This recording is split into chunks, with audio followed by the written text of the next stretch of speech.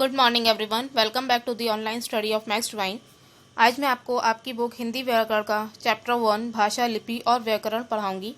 इससे पहले मैंने आपको आपकी बुक हिंदी फर्स्ट के चैप्टर 1 और 2 पढ़ाए थे। आज हम ग्रामर स्टार्ट करते हैं। Okay, let's start. भाषा। मनुष्य एक सामाजिक प्राणी है। समाज में रहकर मनुष्य अपने मन में उठने वाले विचारों और भावों को दूसरे के सामने प्रकट करना चाहता है। मनुष्य एक सामाजिक प्राणी है, समाज में रहता है और समाज में रहकर वो अपने मन में जो विचार उठते हैं वो दूसरों के सामने प्रकट करना चाहता है, दूसरों को बताना चाहता है। इस कार्य के लिए वह भाषा का प्रयोग करता है। भाषा ना हो तो सामाजिक कार्य ठीक ढंग से संपन्न नहीं किया जा सकता। अगर लैंग्वेज नहीं होगी हमारे पास तो हम अपने कार्य ठीक से नहीं कर पाएंगे। इस प्रकार सामाजिक व्यवहार और सामाजिक विकास में भावों तथा विचारों के आदान प्रदान का प्रमुख साधन भाषा है। इसलिए सामाजिक व्यवहार और सामाजिक विकास में भावों और हमारे विचारों को आदान प्रदान का प्रमुख साधन भाषा है। भाषा के अंतर्गत वाणी और अर्थ दोनों होते हैं। वाणी भी होती है हमारी और अर्थ भी होते हैं। इसलिए हम कह सकते हैं कि भाषा सार्थक होती है जिसका अर्थ निकलता है।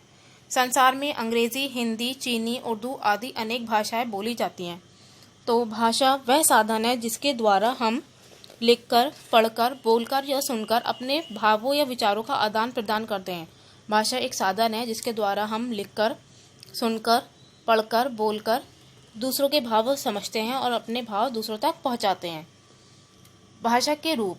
प्रयोग के आधार पर भाषा के दो रूप दिखाई देते हैं, मौखिक भाषा और लिखित भाषा। मौखिक भाषा, भाषा का ऐसा रूप जिसमें मन के भाव बोलकर प्रकट किए जाते हैं तथा सुनकर समझे जाते हैं, मौखिक भाषा कहलाती है। जैसे ईशान निक्की को कॉलेज के विषय में बता रहा है, बोलकर बता रहा है तो मौखिक भाषा है, वो सुनकर समझ रही है। ईशान अपने मन के भाव बोलकर प्रकट कर रहा है, निक्की उसके मन के भाव सुनकर समझ रही है। ये भाषा का मौखिक रूप है। लिखित भाषा, भाषा का ऐसा रूप जिसमें मन के भाव लिखकर प्रकट किए जाते हैं तथा पढ़कर समझे जाते हैं, लिखित भाषा कहलाती है। जैसे गरिमा समाचार पत्र पढ़ रही है। गरिमा समाचार पत्र को पढ़कर लिखने वाले के मन के भावों को समझ रही है। समाचार पत्र में लिखने वाले ने अपने मन के भाव प्रकट किए हैं। ये भाषा का लिखित रूप है। भाषा का लिखित रूप बहुत महत्वपूर्ण है क्योंकि यह ज्ञान विज्ञान को अगली पीढ़ी के लिए सुरक्षित रखता है। लिखित रूप से जो हमारा ज्ञान है वो अगली पीढ़ी के लिए सुरक्षित रहता है, वो अगली पीढ़ियों से पढ़कर समझ सकती हैं।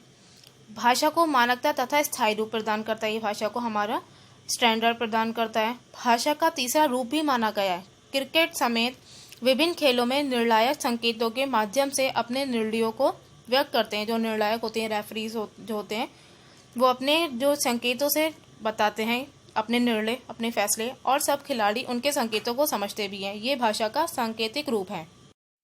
बोली। भाषा का मौखिक रूप बोली कहलाता है। ये सीमित अथवा बहुत कम क्षेत्रों में बोली जाती है। इसमें साहित्य की रचना नहीं की जाती। बोली वो होती है जो एक सीमित क्षेत्र में बोली जाती है। जैसे कि एक राज्य में अलग बोली नज़र आएगी आपको, आप महाराष्ट्र की साइड में चले जाएं तो वहाँ की लैंग्वेज अलग सी नज़र आएगी। तो ये बोलियाँ होती हैं। और भाषा एक है हिंदी हमारे भारत की, और बोलियाँ हमें हर प्रांत में, हर क्षेत्र में अलग दिखाई देंगी। इसमें साहित्य की कोई भी जो हमारे साहित्य होता है, कोई भी रचना है, उसकी रचना नहीं की जाती है बोली में, वो हमारी लैंग्वेज में की जाती है। मैथिली, राजस्थानी, बुंदेलखंडी आदि कई बोलियां हैं जिनका प्रयोग भारत के भिन्न भिन्न भागों में किया जाता है। भारत में पहले 18 भाषाओं को मान्यता मिली थी, परंतु अब उनमें 4 बोलियां और जोड़कर उन्हें भी भाषा का रूप दे दिया गया है। वे 4 बोलियां जो अब भाषा के रूप में मान्य हैं इस प्रकार हैं: बोडो, डोगरी, मैथिली तथा कोंकणी।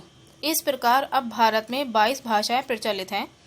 22 भाषाएं कौन सी हैं वो? असमिया, बांग्ला, बोडो, डोगरी, गुजराती, हिंदी, कन्नड़, कश्मीरी, कोंकणी, मैथिली, मलयालम, मणिपुरी, मराठी, नेपाली, ओडिया, पंजाबी, संस्कृत, संथाली, सिंधी, तमिल, तेलुगु तथा उर्दू। ये 22 भाषाएं जिनको हमारे संविधान ने मान्यता प्रदान की है। हिंदी हमारी राष्ट्रभाषा है। राजभाषा। भारत की संविधान सभा ने 14 सितंबर 1949 को हिंदी को भारत की राजभाषा घोषित किया था। इसलिए प्रतिवर्ष 14 सितंबर को पूरे देश में हिंदी दिवस मनाया जाता है। 14 सितंबर को हिंदी दिवस मनाया जाता है क्योंकि इस दिन संविधान ने 14 सितंबर को इसे हिंदी को राजभाषा घोषित किया था। राजभाषा होती है जो राजकाज में यूज़ की जाती है, वह भाषा राजभाषा कहलाती है। हिंदी की उपयोगिता। संस्कृत भाषा से लेकर प्राकृत, अपभ्रंश आदि सोपानों से गुजरती हुई हिंदी आज समूचे भारत की संपर्क भाषा बन गई है। संस्कृत से लेकर पाली, फिर ऐसे रूप चेंज होते गए हिंदी के, फिर आज हिंदी पूरे भारत की संपर्क भाषा बन गई। हिंदी का विकास अनेक रूपों में हो रहा है। ये सामान्य प्रयोग की भाषा, राष्ट्रभाषा, राजभाषा, साहित्यिक भाषा और अंतर्राष्ट्रीय भाषा के रूप में प्रयुक्त हो रही है। हिंदी अपने देश में प्रथम भाषा और द्वितीय भाषा के रूप में पढ़ाई जाती है। हिंदी भाषा का क्षेत्र उत्तर प्रदेश, हिमाचल प्रदेश, हरियाणा, राजस्थान, मध्य प्रदेश, बिहार, उत्तराखंड, झारखंड, छत्तीसगढ़ राज्यों तथा दिल्ली एवं अंडमान निकोबार द्वीप समूह तक फैला हुआ है। पंजाब, महाराष्ट्र, गुजरात, पश्चिम बंगाल आदि राज्यों में ये संपर्क भाषा के रूप में प्रयुक्त की जाती है। हिंदी को विश्व की वैज्ञानिक भाषाओं में से एक माना जाता है। यही नहीं, हिंदी सीखना भी बहुत आसान है। हिंदी के केवल 50 से 55 वर्णों से संसार की प्रत्येक भाषा को बोला और लिखा जा सकता है। लिपि। लिखित भाषा में प्रत्येक ध्वनि को व्यक्त करने के लिए कोई ना कोई चिन्ह होता है। जो हम लिखित भाषा होती है उसमें हमारी हर आवाज़ के लिए कोई ना कोई चिन्ह होता है, जिसे वर्ण कहा जाता है। भाषा में वर्णों की जो बनावट होती है, अर्थात इनको लिखने का जो ढंग है, उसे लिपि कहते हैं। हिंदी भाषा की लिपि देवनागरी लिपि है। उर्दू भाषा की लिपि फारसी और अंग्रेजी की रोमन लिपि है। देवनागरी लिपि का विकास ब्राह्मी लिपि से हुआ है। यह बाईं से दाईं ओर लिखी जाती है, जबकि फारसी लिपि दाईं से बाईं ओर लिखी जाती है। व्याकरण। व्याकरण द्वारा भाषा के शुद्ध रूप का ज्ञान होता है। हमें लैंग्वेज की, हमारे भाषा के शुद्ध रूप का ज्ञान व्याकरण से होता है। व्याकरण के नियम भाषा को शुद्ध रूप से बोलना, जो व्याकरण के रूल्स होते हैं वो हमें भाषा को शुद्ध रूप से बोलना लिखना सिखाते हैं।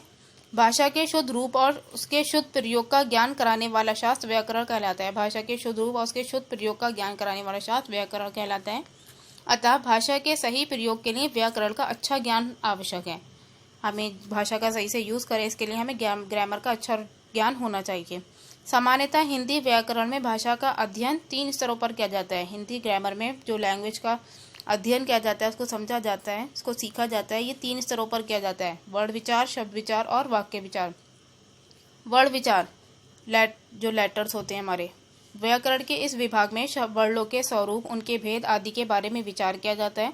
शब्द विचार व्याकरण के इस विभाग में शब्दों के स्वरूप, भेद, प्रकार, लिंग, वचन आदि पर विचार किया जाता है। वाक्य विचार व्याकरण के इस विभाग में वाक्य रचना, विराम चिन्ह आदि की चर्चा की जाती है। तो हमारी जो भाषा है उसका सबसे छोटा जो पार्ट होता है वो वर्ण होता है। वर्णों से शब्द बनते हैं और शब्दों से वाक्य बनते हैं। तो इसी से हमारी पूरी लैंग्वेज तैयार होती है। यह आपका चैप्टर 1 कंप्लीट हुआ। Now homework time. होमवर्क में आपको टिक राइट दिए गए उत्तरों में से सही विकल्प पर सही का चिन्ह लगाइए। ये करना है आपको। क्वेश्चन 1 MCQs हैं आपके, 4 MCQs हैं ये। सेकंड क्वेश्चन है आपको फिलअप ये करनी है, दिए गए वाक्यों को पूरा कीजिए। थर्ड क्वेश्चन है आपका सही वाक्य के सामने राइट तथा गलत वाक्य के सामने रॉन्ग का निशान लगाइए, चिन्ह लगाइए। राइट रॉन्ग है आपका थर्ड क्वेश्चन।